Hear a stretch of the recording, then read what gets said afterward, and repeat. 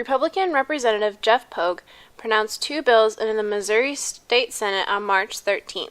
House Bills 1338 and 1339 are geared toward banning the use of state funding for gender-neutral environments. If these two bills are passed, gender-neutral housing and restroom facilities across the state would be abolished.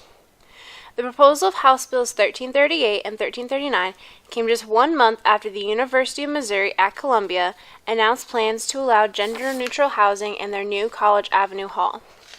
The school decided to add the gender-neutral housing option in fall 2015 in order to accommodate the school's lesbian, gay, bisexual, and transgender community. If the bills are passed, Mizzou would have to put its plans on halt and, in turn, halt the progress made to better accommodate the LGBT community. 5 universities in Missouri offer gender-neutral housing. However, these schools are privately funded or use student housing fees alone for resident life. These schools would be unaffected by Bills 1338 and 1339. But state-funded schools such as Southeast would never be allowed to add gender-neutral housing. But the question is, what is gender-neutral housing and why does it matter to Southeast? Brittany Talley of the University Counseling Services defines gender-neutral housing as live in any room you want to regardless of your gender, and you share a bathroom with everyone else regardless of their genders. Gender-neutral housing would benefit the LGBT community by allowing those who identify as transgender or genderqueer to live with the gender they feel most comfortable with. We would like to see that come here to SEMO just to help, especially like transgender students that have a problem living with the gender that's on their birth certificate rather than the gender that they really are.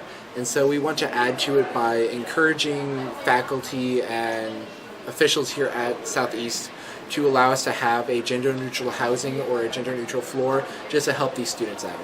However, gender-neutral housing could benefit all students who would rather live with members of the opposite gender and even prepare students for future situations. You wouldn't go to an apartment building and be like, floor 7 is men, floor 8 is women.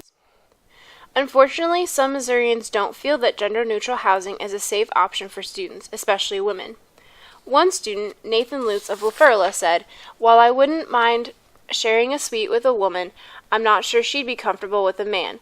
Men tend to be more obtrusive when it comes to women." Lutz added that gender-neutral housing would only work in certain hall environments. Haley Toft of Myers Hall expressed some concerns about not only safety of gender-neutral housing, but parent support as well. I would feel unsafe, especially if I don't know the guys real well. Things could happen, and I don't think I would like that. I don't think my parents would be comfortable with that.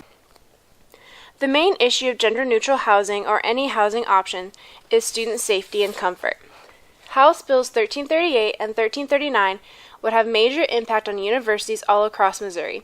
While Southeast does not currently have any gender-neutral housing option, if the bills were passed, the option could never be instituted and would limit the freedom of where students would want to live.